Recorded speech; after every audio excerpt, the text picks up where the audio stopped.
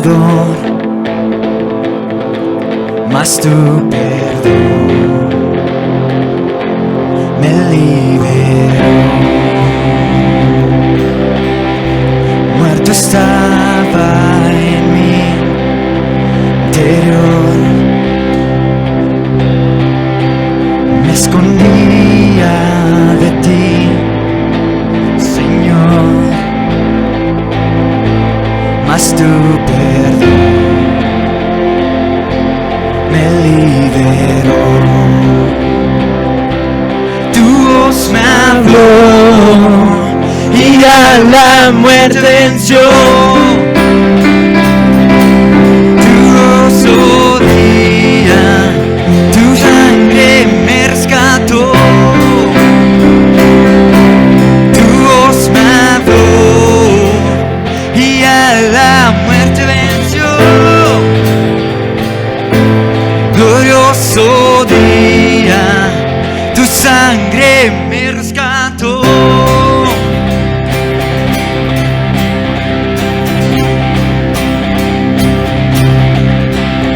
Ahora libre soy en tu amor, es tu gracia la que me sanó. Mas tu perdón a mí me liberó.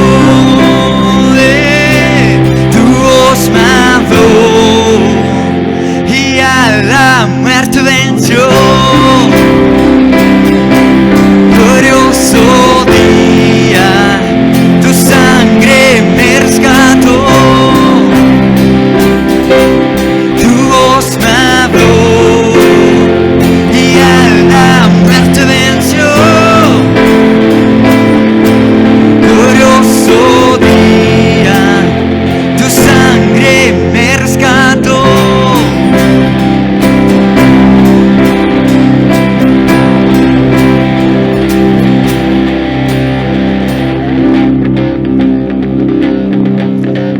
Vamos, Él nos hizo libres, amén.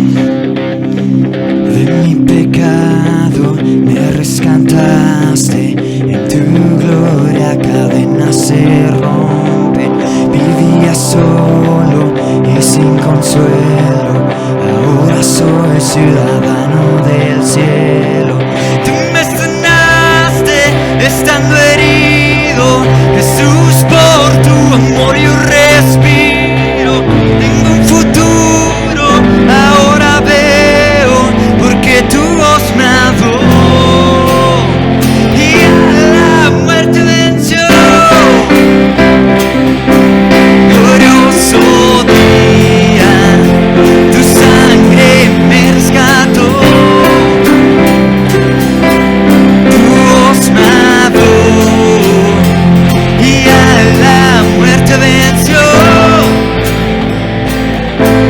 Glorioso día, tu sangre me rescató.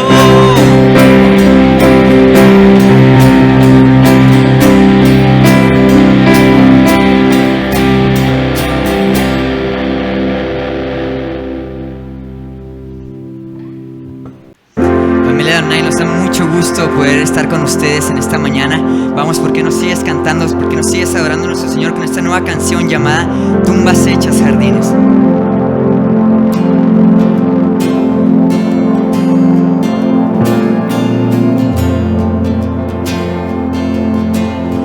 El mundo busqué y no pudo llenarme, y ningún tesoro que pueda ganar me saciará. Mas llegaste tú y me diste vida nueva, y cada promesa se cumplirá aquí en tu amor. Vamos, familia. Oh, no hay nada, nada mejor, no hay nada, nada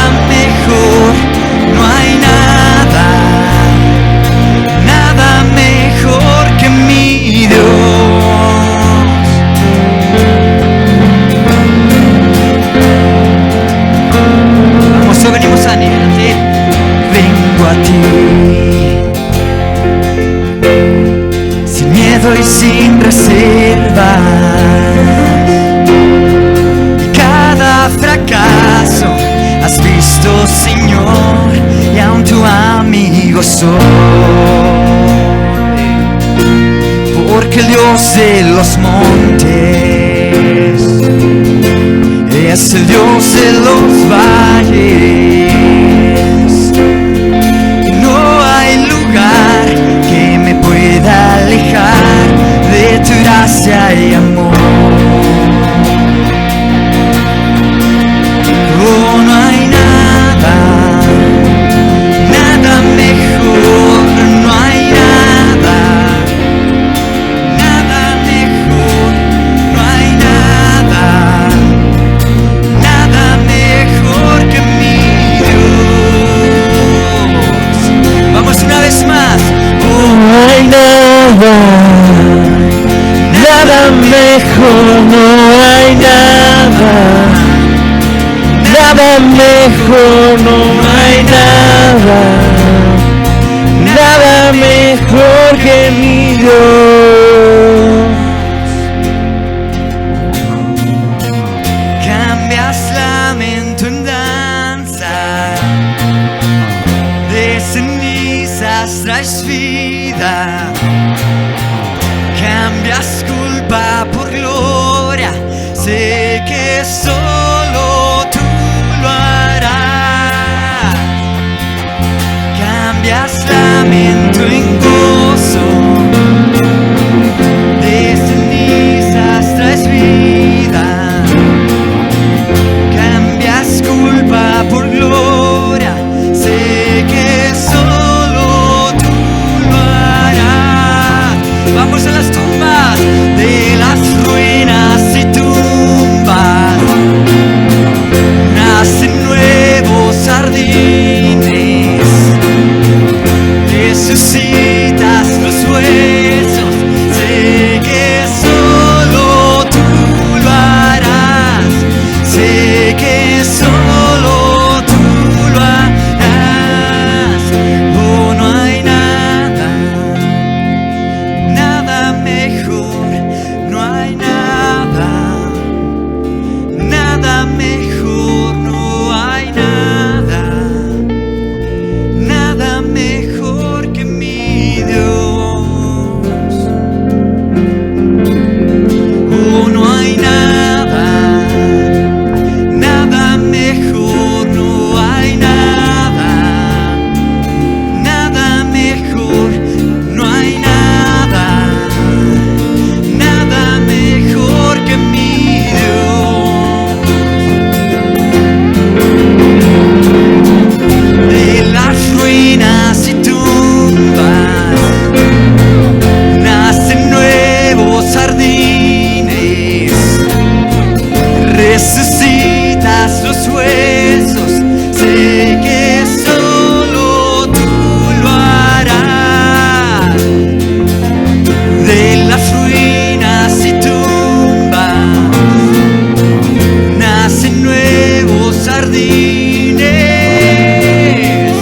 resucitas los huesos, sé que solo tú lo harás, sé que solo tú lo harás.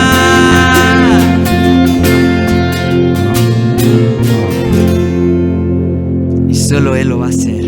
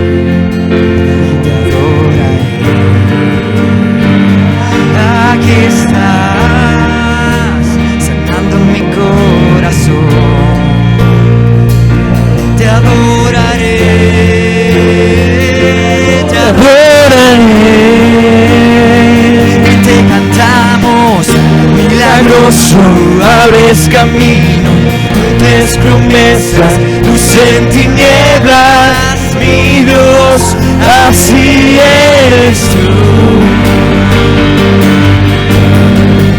Milagroso, abres camino, cumples promesas, luz en tinieblas, mi Dios, así eres tú. Así eres tú.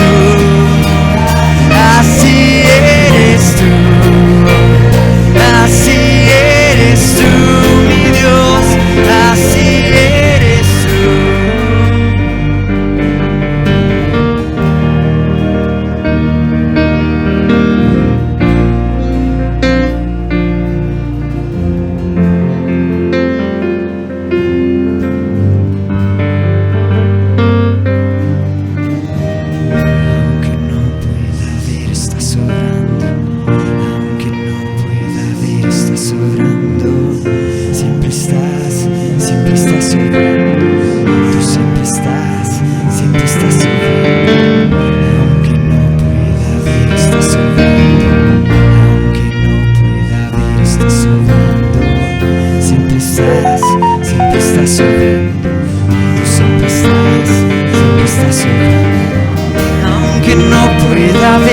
sobrando, aunque no pueda ver, estás sobrando, siempre estás sobrando.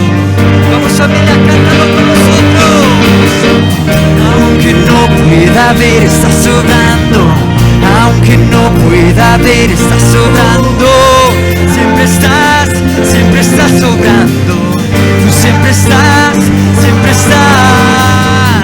milagroso, abres camino, cumples promesas, luz en tinieblas, mi Dios, así eres tú, sí Señor. Milagroso, abres camino, cumples promesas, luz en tinieblas, mi Dios, así eres tú, así eres tú. Así eres tú, así eres tú, oh Dios, así eres tú.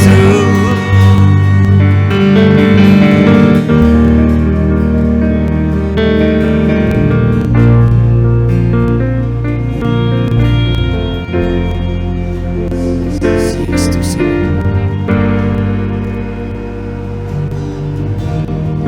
Milagroso, abres camino, cumples promesas, luz en tinieblas, mi Dios, así eres tú. Vamos una vez más. Milagroso, abres camino, cumples promesas, luz en tinieblas, mi Dios, así eres tú.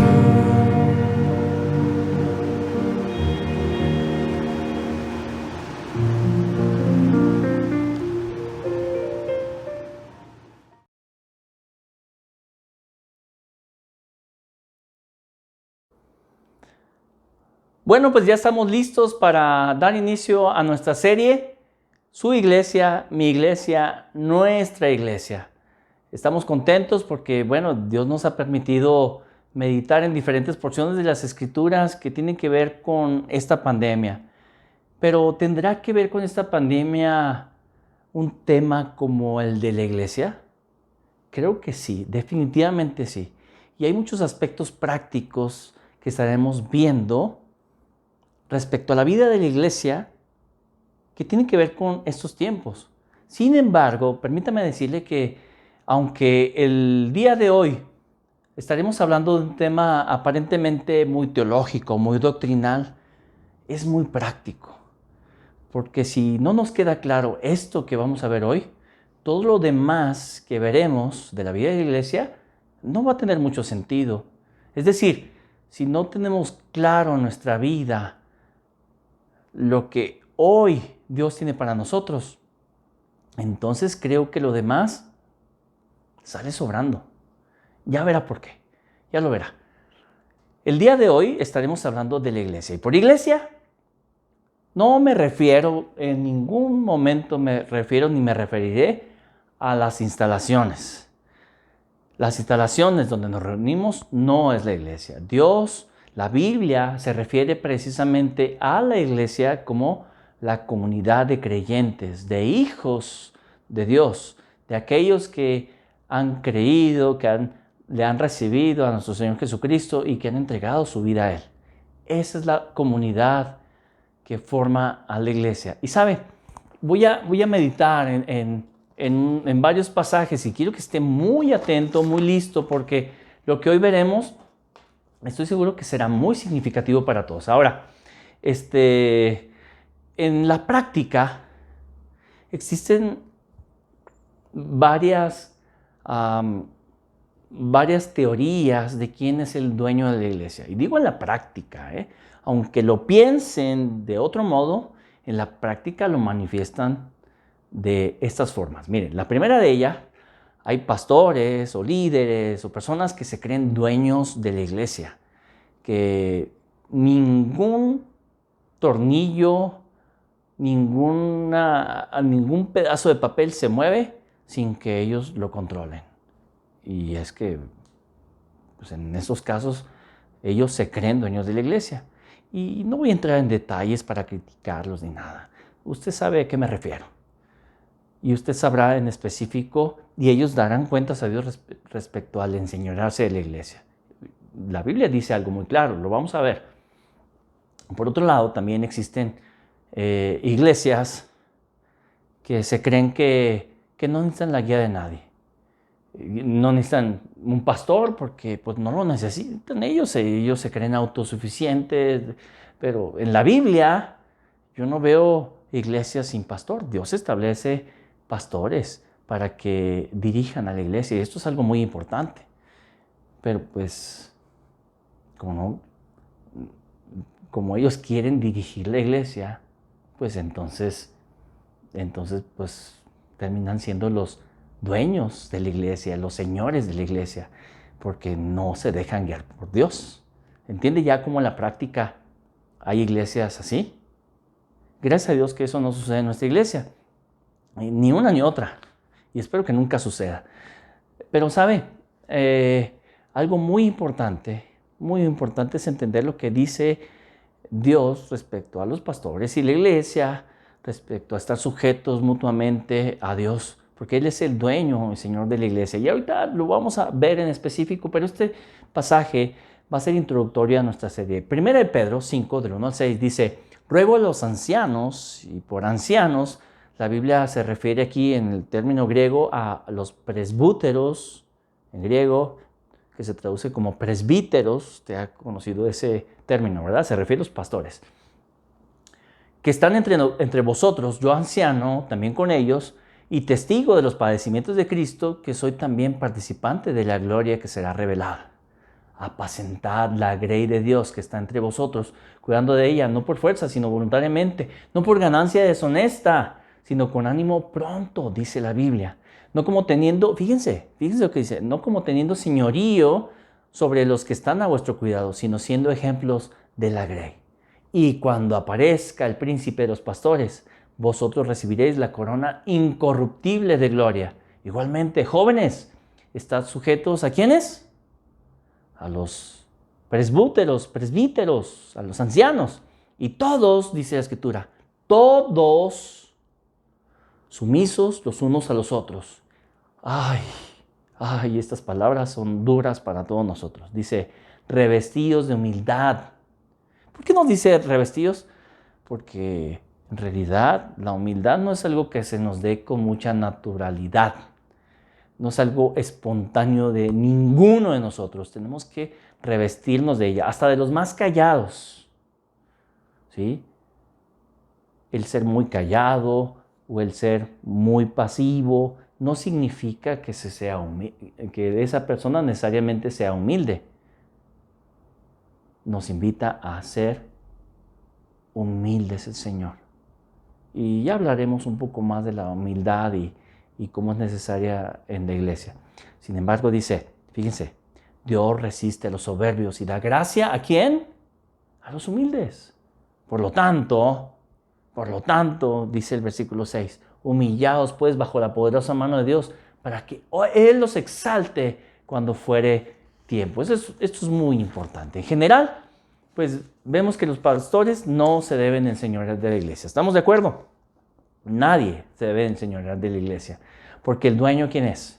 Es Cristo, es Cristo. Y aunque hay otros pasajes más en específicos que se refieren a ello, sabemos que Cristo es el dueño de la iglesia, tanto a nivel universal como en su expresión local. Y por universal no me refiero a ese que sale en la tele en las noches, ¿verdad? Ya cuando todos los programas se acabaron, entonces sale el programa de la Iglesia Universal.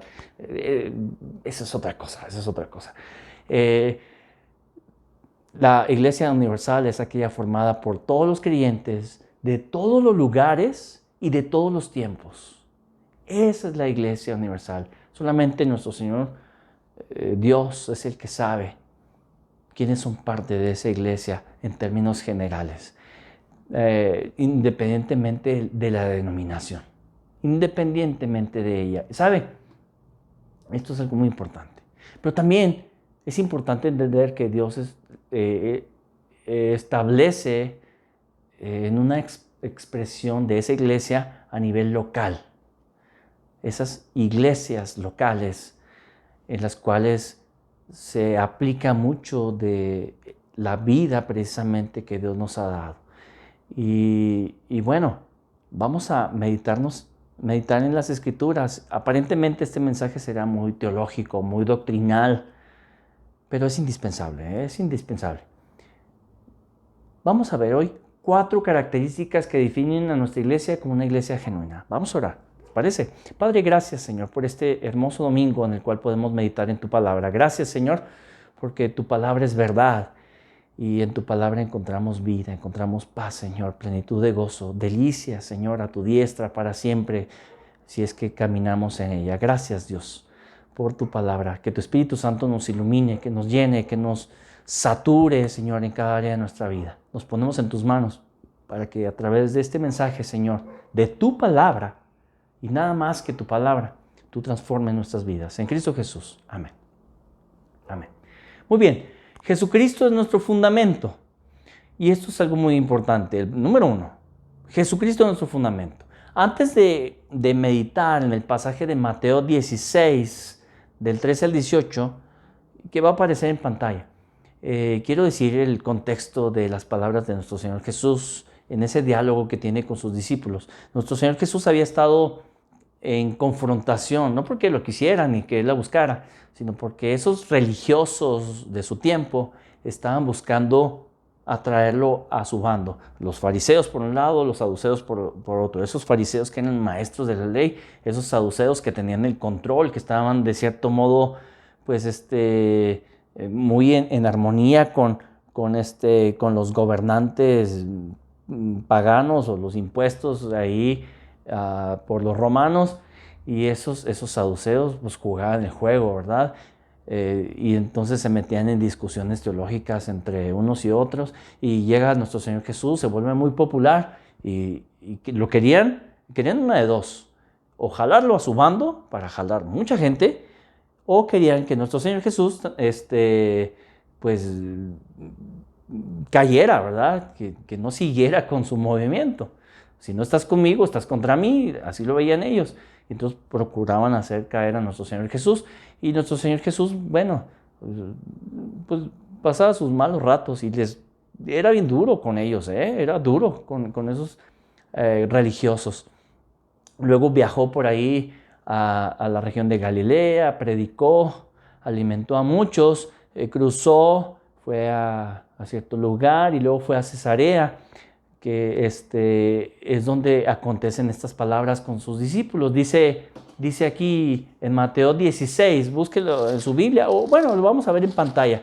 Mateo 16, del 13 al 18, dice estas palabras hermosas, que por cierto, han sido mal interpretadas por muchos. Dice la Escritura: viniendo Jesús a la región de Cesarea de Filipa, preguntó a sus discípulos diciendo: ¿Quién dicen los hombres que es el Hijo del Hombre? Ellos dijeron: unos Juan el Bautista, otros Elías y otros Jeremías o alguno de los profetas.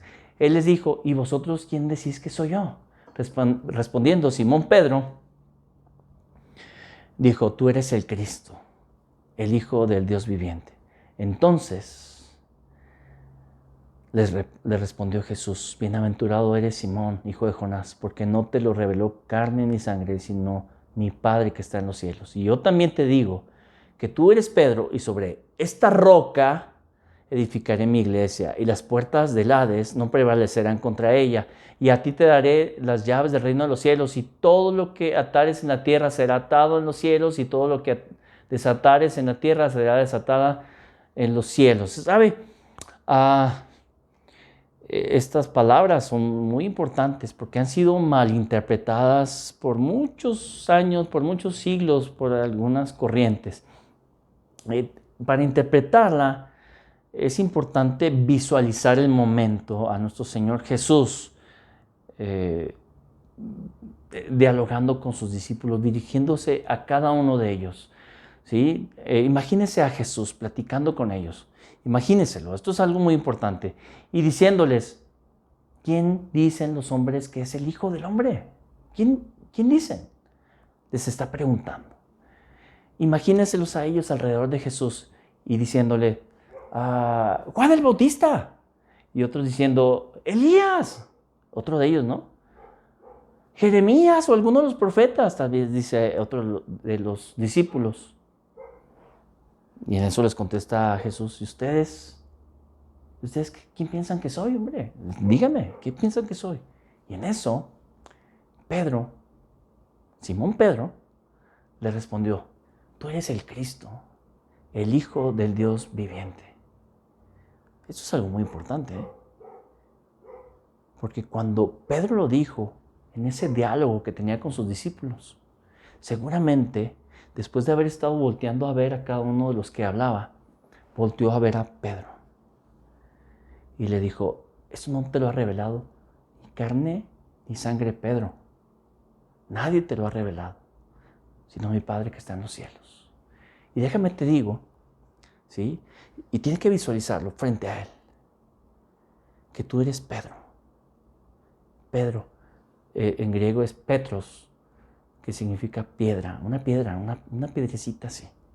Tú eres Petros. Y sobre esta roca, esto que acabas de decir es una roca, es el cimiento. ¿Sí? Sobre esta roca edificaré mi iglesia. No sobre Pedro, no le dijo: sobre esta roca, y miren, sobre esta roca edificaré mi iglesia. No, Pedro no iba a ser la roca. En ningún momento quiso decir eso. Esto es algo importante. Tenemos que visualizar el momento. Sobre esta roca, sobre esto que acabas de decir, edificaré mi iglesia. ¿Y qué es lo que acaba de decir? Que nuestro Señor Jesucristo, nuestro Señor Jesús es el Cristo. Ese Mesías prometido desde tiempos antiguos, desde el Génesis. Y Él era el cumplimiento de la palabra de Dios, de la promesa de Dios. Y esto es muy, muy relevante, completamente relevante para nuestros fines. ¿Sabe? Nuestro Señor y Dios, nuestro Señor Jesús, es el fundamento. ¿Y a qué se refiere? ¿A qué nos referimos por fundamento? Y más en aquellos tiempos. ¿Por qué era importante esto del fundamento? ¿Saben? La ciudad de Jerusalén estaba en lomas, ¿sí? Era un monte. En algunos lugares estaba un poco pronunciado. Sí, tenía sus partecitas así como planitas. Pero en realidad toda esa zona son montañas. Es como vivir en San Guillermo, ¿no? Digo, los que son aquí de Chihuahua, Santa Eulalia, San Guillermo, más bien Santa Eulalia, que están ahí las minas y todos los cerritos y todas así las laderas. Bueno, en aquellos tiempos, si tú ibas a construir una casa, por supuesto, tenías que poner, si estaba inclinada el suelo, pues tenías que poner el cimiento con rocas, y la piedra que soportaba la mayor parte del peso, que era la parte del cimiento, la piedra angular precisamente, esa piedra más fuerte, ¿sí? Es la que resistía más el peso, porque esa era una piedra muy grande, ¿sí? Por lo regular se buscaban monolitos de varias toneladas, ¿eh? Y entonces se ponían ahí esquinados y luego ya otras piedras que formaban parte de los cimientos o fundamento, ¿sí? Bueno, sobre este fundamento, sobre este cimiento, edificaré mi iglesia. Que yo soy el Cristo. Tú lo has dicho. Mi Padre te lo reveló. Bueno, no lo dijo así, yo soy el Cristo. Lo dijo Pedro. Lo declaró Pedro. Y fue una revelación completamente de parte de Dios. Jesús mismo se lo reconoció. Mi Padre te lo ha revelado. Qué importantes son estas palabras. ¿Sabe? Sin ello, si Cristo no fuera el fundamento de la iglesia, nada tendría sentido. Nada tendría sentido. Jesucristo es nuestro fundamento. Y dice Pedro, más adelante en una de sus epístolas, dirigiéndose a los creyentes de diferentes lugares, para vosotros pues, los que creéis, Él es precioso. Pero para los que no creen, dice la Biblia, la piedra que los edificadores desecharon ha venido a ser la cabeza del ángulo. Y piedra de tropiezo y roca que hace caer, porque tropiezan en la palabra, siendo desobedientes, a lo cual fueron también destinados. ¿Sí? Esos desobedientes que no lo han tenido a Él por fundamento, pues no lo quieren de fundamento, pues ha sido una piedra de tropiezo para todos ellos. Sí, porque el que no es con Cristo es contra Él. ¡Wow! Esto es impresionante, ¿eh? Esto es impresionante. Bueno, vamos a la segunda característica. La segunda característica de una iglesia genuina tiene que ver precisamente con el hecho de que Jesucristo es el Señor de nuestra iglesia. Iglesia Bautista Adonai. Jesucristo es el Señor de nuestra iglesia. Creo que eso lo tenemos claro. Ahora, ¿en la práctica realmente lo tenemos claro? Esto es importante, ¿eh? ¿Sabe que en Colosenses, capítulo 1, versículos 15 al 20, el apóstol Pablo manda una carta hermosa que ya se cantaba, de un himno que ya se cantaba en las iglesias?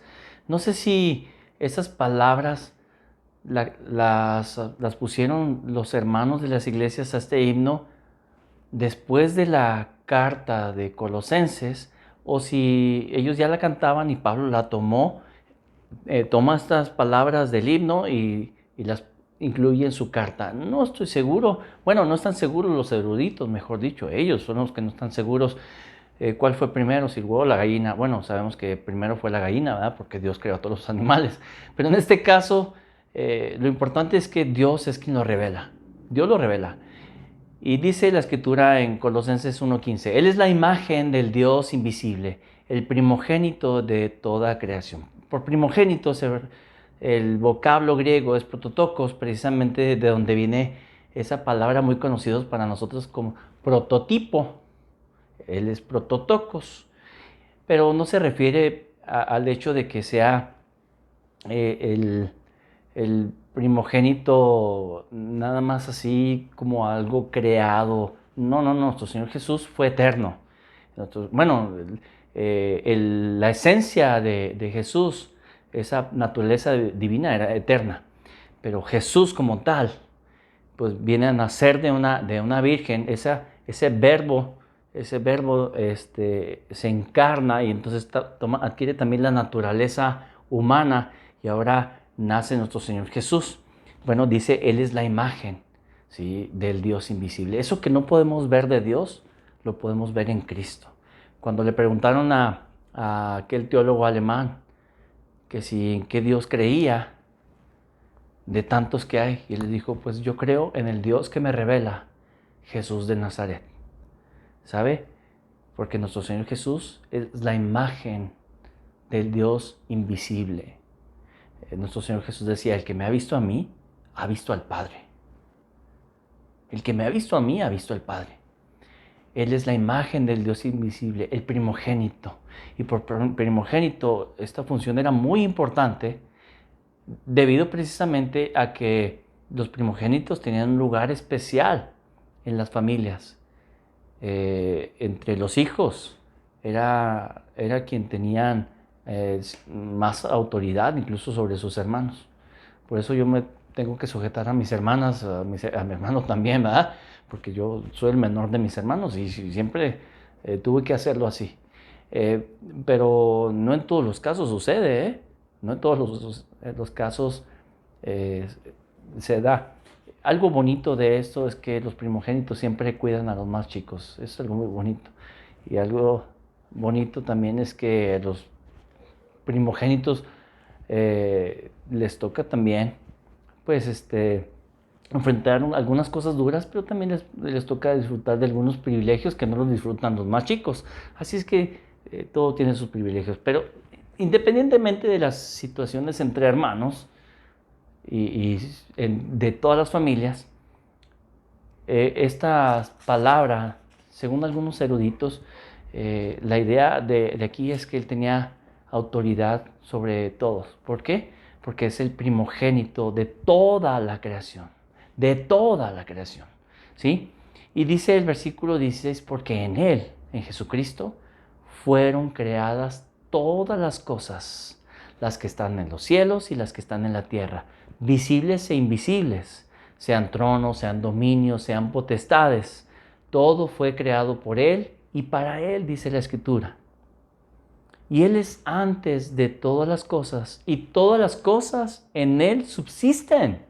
Esto es tan relevante, tan importante, porque dice el versículo 18, Él es la cabeza de la iglesia, del cuerpo que es la iglesia. El que es el principio, el primogénito de entre los muertos, desde el más importante de los que han resucitado, ¿verdad? Sí, porque Jesús mismo resucitó. ¿Por qué? Porque tomó de su propia autoridad, de su propio poder, la vida de nueva cuenta y se levantó de entre los muertos, ¿sí? Porque Él tiene ese poder. Él es el primogénito de entre los muertos, para que en todo tenga la preeminencia, sea el más importante. Él es lo más importante. No somos ni usted, ni usted, ni usted, ni yo. Lo más importante es Cristo. Y nuestras vidas deben estar centradas en Cristo. Usted no fue creado para crecer, estudiar, adquirir una profesión, ganarse el dinero y hacerse rico, y tener una buena casa, un buen carro. Qué bueno que los tiene, qué bueno que los tenemos, qué bueno que podamos tener ese tipo de cosas y darnos algunos gustos. Eso es bueno, pero no fuimos creados para eso. Fuimos creados por Él y para Él. Usted y yo tenemos un propósito por el cual fuimos creados. Esto es importantísimo. Y luego dice el versículo 19, por cuanto agradó al Padre que en Él, en Cristo, habitase toda la plenitud, ¿sí? Y esto es algo bien interesante, porque les está hablando a gente de un contexto griego, del cual se creía que los griegos podían llegar a ser dioses y tenían ciertas emanaciones, ¿sí? Eones, ¿sí? Tanto que se deshacían de su carne y de su humanidad y de ciertos deseos, podían ser cada vez más espirituales, emanar eones y ser más espirituales y espirituales. Bueno, no. Nuestro Señor Jesús no necesitó eso, aunque Él no cometió pecado, pero no por eso Él era más espiritual. No fue por eso. Es porque Él era Dios, 100% Dios, 100% hombre, ¿sí? Era dos naturalezas en una sola persona, el Hijo. Y esa persona, junto con el Padre y el Espíritu Santo, son un solo ser, ¿sí? Son nuestro Dios, son Dios. Qué hermoso es esto. Y dice el versículo 20, y por medio de Él, ¿de quién está hablando? De Cristo. reconciliar consigo todas las cosas, así las que están en la tierra como las que están en los cielos, haciendo la paz mediante la sangre de su cruz. Jesucristo vino a la tierra por amor a nosotros para reconciliarnos con el Padre. ¡Qué hermoso! No necesitaba hacerlo, pero quiso hacerlo. No necesitaba morir, pero estuvo dispuesto a hacerlo por amor a nosotros, porque pensaba en usted, en usted, en usted y en mí. Por eso Él es lo más importante. Fuimos creados por Él y para Él, pero estamos perdidos y sin vida. Y aún así nos rescató y nos hizo parte de su iglesia, lo cual se expresa en los versículos siguientes. Después del 20, 21 y versículos siguientes habla de la iglesia, cosas bien hermosas. Lo retomaremos más adelante, ya verá. Vamos a detenernos en esas porciones, en esa porción de la escritura en esta serie, porque es importante. Pero si nosotros no entendemos que lo más importante es Dios, que Él es el Señor de la iglesia, que Jesús es el Señor de la iglesia, la cabeza de la iglesia, el dueño de la iglesia, entonces estamos fritos, ¿sí? Jesucristo es el Señor y debe ser el Señor. Si no lo es, entonces no somos una iglesia genuina. Y si nosotros no lo creemos de manera individual, pues entonces no seremos parte de esa iglesia genuina. Él nos ha querido hacer parte de esa iglesia, pero tenemos que creerlo y vivirlo. Si exaltar a Jesucristo, servir a Cristo, crecer en Cristo, tener comunión entre nosotros en Cristo, compartir de Cristo, no es la razón de ser de la iglesia o de cualquier iglesia, entonces no es una iglesia genuina. No es una iglesia, es una iglesia pirata. ¿Sí? Es una iglesia pirata. Y qué lamentable esto. Tal vez alguien podría decir, bueno, Jesucristo, tú eres mi Señor. Pues sí lo podrá decir, pero si lo dice con su boca, pero en la realidad no lo es. Cuidado, cuidado. Cualquiera lo puede decir, pero realmente permitir a Jesús ser Señor de nuestra vida, y lo digo en lo individual y como iglesia, es importante que lo hagamos, porque si no, vamos a ver qué dice la Biblia. Dice Mateo 7, 21 al 23. No todo el que me dice Señor, Señor, entrará en el reino de los cielos, sino el que hace la voluntad de mi Padre que está en los cielos. Muchos me dirán en aquel día, Señor, Señor, ¿no profetizamos en tu nombre y en tu nombre echamos fuera demonios y en tu nombre hicimos muchos milagros? Y entonces les declararé, dice el Señor, nunca os conocí, apartados de mí, hacedores de maldad. ¡Wow! Entonces, ¿qué significa que Jesús sea el Señor? ¿Sabe qué significa? Significa que Él manda y nosotros obedecemos. Significa que aunque nosotros querramos algo, debemos sujetarnos a Él. Dejarle a Él ser Señor significa subordinar nuestros deseos, nuestros anhelos, incluso nuestras necesidades a su voluntad. Porque en su tiempo Él sabe darnos lo que necesitamos. Es fácil decirlo, pero dejarlo en la práctica a Él ser Señor no siempre es fácil. Jesús es el Señor de Adonai, de nuestra iglesia Adonai. Amén. Espero que de ahí en su casa usted lo diga. Que así sea, que Jesucristo sea el Señor de nuestra iglesia. Ahora, una pregunta creo que es aún más difícil. ¿Jesucristo es el Señor de su vida? Espero que también digamos de la misma manera. Que así sea. Siempre. Lamentablemente, no siempre le permitimos a Él dirigir nuestra vida, porque queremos sentarnos en el trono de nuestra vida y gobernarla. Y por eso nos equivocamos tantas veces, de tantas maneras. Eso es lamentable. entre más lo dejamos a Él gobernar, más podemos andar en el camino de perfección. Y no que nosotros no seamos perfectos y que no nos equivocamos. Mucho nos equivocamos.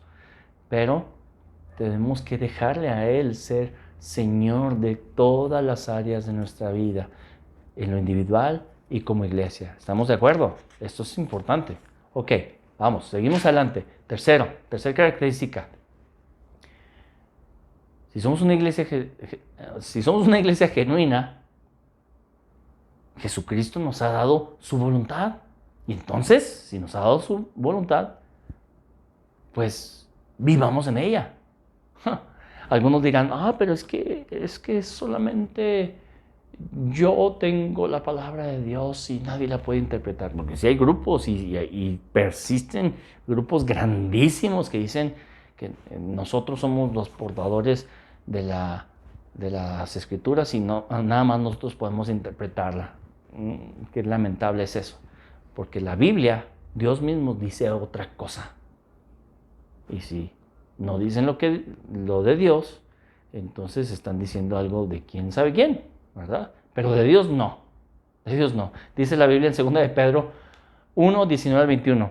Tenemos también la palabra profética más segura, a la cual hacéis bien en estar atentos como a una antorcha que alumbra en lugar oscuro, hasta que el día esclarezca y el lucero de la mañana salga en vuestros corazones. Entendiendo primero esto, que ninguna profecía de la Escritura es de interpretación privada, porque nunca la profecía fue traída por voluntad humana, sino que los santos hombres de Dios hablaron siendo inspirados por el Espíritu Santo.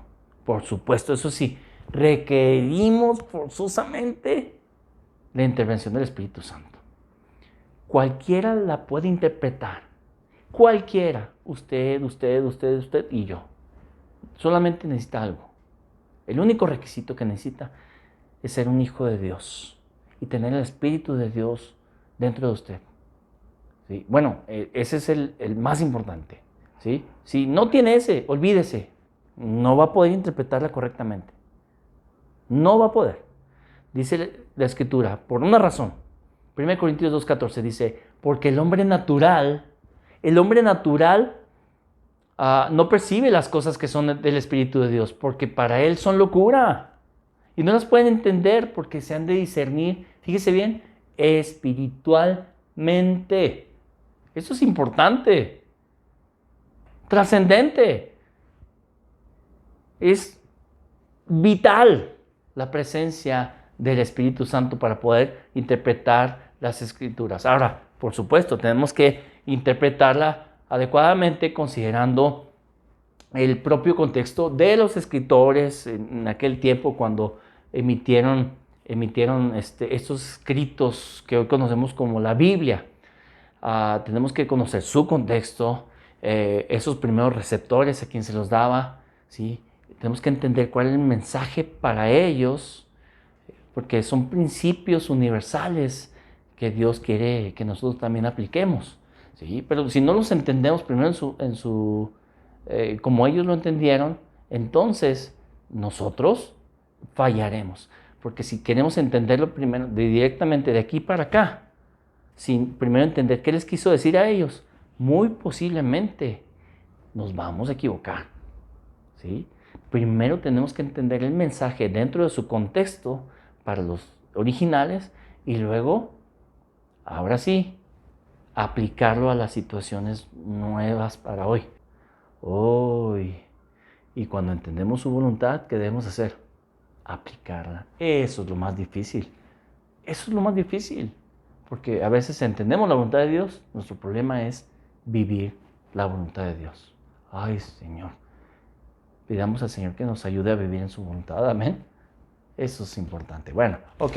Vamos al cuarto principio. Y voy a irme un poquito más rápido porque yo sé que ya le está dando hambre. Jesucristo tuvo la fantástica estrategia. La cuarta característica. Jesucristo tuvo la fantástica estrategia de que maduremos en su iglesia. Dice en Efesios 2:17 al 22. Y vino, Pablo hablándoles de Cristo, y vino y anunció las buenas nuevas de paz a vosotros que estabais lejos. ¿Sí? Y a los que estaban cerca, es decir, a los judíos que estaban ahí y recibieron el mensaje ahí. ¿Sí? A vosotros que estabais lejos y a los que estaban cerca. Porque por medio de él, los unos y los otros tenemos entrada por un mismo espíritu al Padre. Así que ya no sois, ya no somos, ya no semos, dicen en mi rancho, extranjeros ni advenedizos, sino conciudadanos de los santos y miembros de la familia de Dios. Eres un miembro de la familia de Dios, tú y yo lo somos. Edificados ¿sobre qué? Sobre el fundamento de los apóstoles y profetas, que son esas palabras reveladas por Dios a ellos, ¿sí?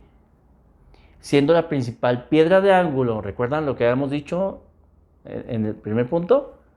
Siendo la principal piedra del ángulo, Jesucristo mismo, en quien todo el edificio de quien hablamos, es decir, ese edificio espiritual, todo el edificio, no las instalaciones, usted y yo, que somos piedras vivas, que formamos parte de este edificio espiritual, en quien todo el edificio, bien coordinado, va creciendo, poco a poco, va creciendo, creciendo, creciendo para ser un templo santo en el Señor. Qué hermosas palabras. Para ser un templo santo en el Señor, en quien vosotros también sois juntamente edificados para morada de Dios en el Espíritu. Así es que Dios nos ha dado una iglesia, nos ha hecho parte de ella. Tenemos que crecer en ella, tenemos que madurar en ella y tenemos que participar con ella para que otros también maduren, crezcan, para que sean reconfortados, para que sean exhortados, para que, bueno, Dios nos use a todos. La iglesia no son los líderes y el pastor, no, la iglesia somos todos y cada uno de los que formamos parte de la iglesia somos muy, muy importantes. Y necesitamos crecer como cuerpo. Y para crecer como cuerpo, usted es necesario para ayudar a otros a crecer. Y usted necesita a otros para que usted crezca. No se puede quedar así, no puede quedarse de esa manera que está. Pero si no nos podemos juntar, no necesita usted estar aquí, en este lugar, para poder crecer. Existen otros medios para conectarnos, ¿sí? Y no le digo únicamente a través del WhatsApp o el Zoom o el medio electrónico que me ponga. Si a usted no le gusta nada de lo electrónico, es más, si usted le tiene miedo a la electricidad por no electrocutarse, mande cartas. Mande cartas. ¿Sí? Pablo lo hacía, mandaba cartas a las iglesias. Use el medio que quiera, pero conéctese con la iglesia. Iglesia, necesitamos estar conectados, es importantísimo. Dios nos hizo parte de una iglesia y no es mi idea, ni la idea de él, ni de él, ni de él. Es idea de Dios, iglesia. Jesucristo es el fundamento y Él es nuestro Señor. Y nos ha dado su voluntad para vivir en ella. Y su voluntad es que seamos parte de una iglesia como hijos de Dios. ¿Sí? ¿Está usted viviendo la estrategia de Dios? ¿O está usted siendo un cristiano huérfano que anda por ahí? No puede ser un cristiano huérfano. Tiene que conectarse con los demás, con la iglesia. A eso nos llamó Dios, porque somos un cuerpo. ¿Le quedó claro? Oremos. Señor, tú eres nuestro Dios. Eres el Señor de toda la creación. Tú diste tu vida para morir por nosotros. Y nos deleitamos en ti, Señor, en tu presencia. Gracias por hacernos parte de una iglesia. A los que estamos en esta transmisión, gracias por hacernos parte de tu iglesia Adonai. Y si hay alguno que está en su casa escuchando esta transmisión y aún no es parte de una iglesia, Señor, Tú guíalo a ser parte de una iglesia porque es tu voluntad. Si es la nuestra, gloria a tu nombre. Y si es otra, que sea una en la cual tu palabra sea la norma de vida para ser y hacer. Porque tu palabra es verdad, Señor. Gracias, Dios, por cada uno de los que han escuchado este mensaje. Bendice sus vidas. Tócales ahí donde quiera que estén, en sus casas, en sus trabajos o donde quiera que estén escuchando esta transmisión. Gloria a tu nombre, Señor. En Cristo Jesús. Amén. ¿Qué les parece si cantamos otra vez? Este último canto que entonamos juntos, vamos a cantarlo otra vez. Y quiero que, si conoce este canto, cierre sus ojos. Y si no lo conoce, pues lea la letra, aprópiese de ellas y tenga un tiempo de exaltación a Dios. Derrame su corazón en este tiempo que falta. Exalte a Dios.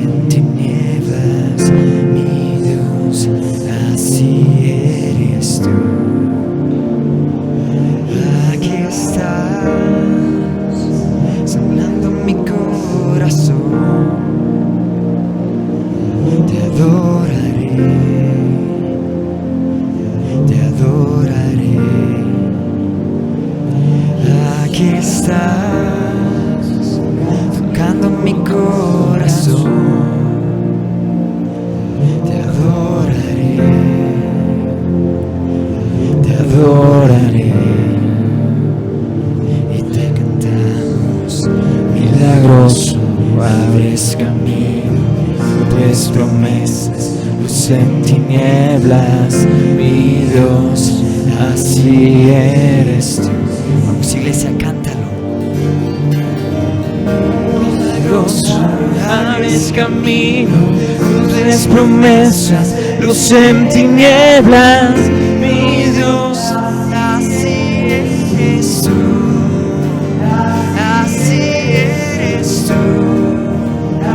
Así eres tú, así eres tú, mi Dios, así eres tú.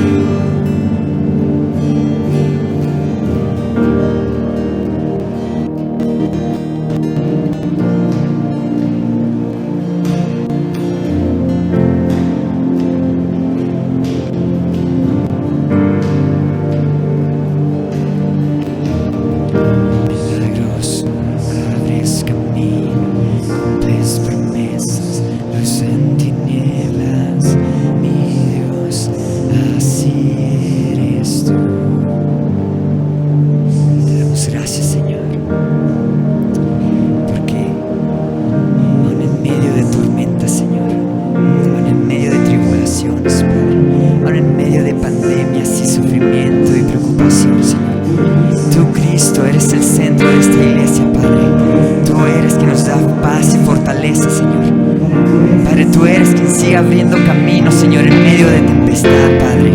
Y te damos muchas gracias por ello, Señor. Padre, te damos muchas gracias porque tú sigues supliendo, Señor. Tú sigues proveyendo cada necesidad, Padre. Padre, tú sigues mostrándonos tu mano generosa, Señor, y nos demuestras que somos tus hijos, Padre. Padre, te damos muchas gracias, Señor, porque podemos ser adoptados por ti, Señor. Y porque nos das esa confianza, Padre, de que vas a estar ahí para nosotros, porque vas a hacer camino donde no lo hay, Señor, porque tú tú sigues haciendo sendas, Padre, donde no las podemos ver, Señor. Padre, por eso te damos muchas gracias.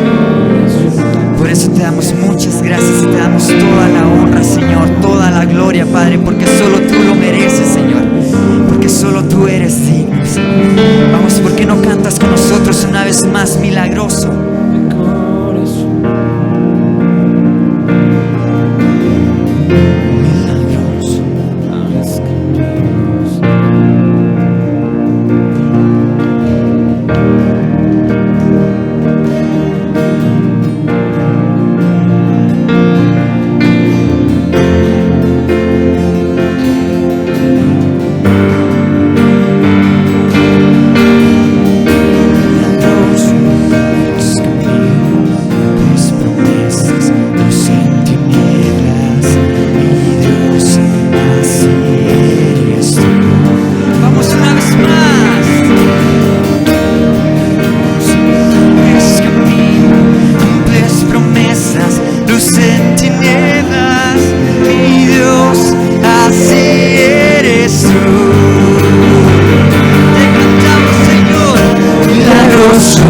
Abres camino, luces, promesas, luz en tinieblas, mi Dios, así eres tú, así eres tú, así eres tú, así eres tú, mi Dios, así eres tú.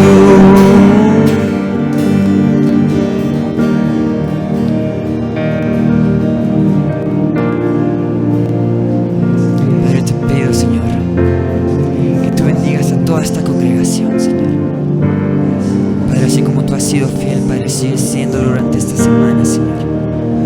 Padre, durante esta temporada de crisis, Padre. Señor, nos pongo en tus manos en el nombre de Cristo Jesús.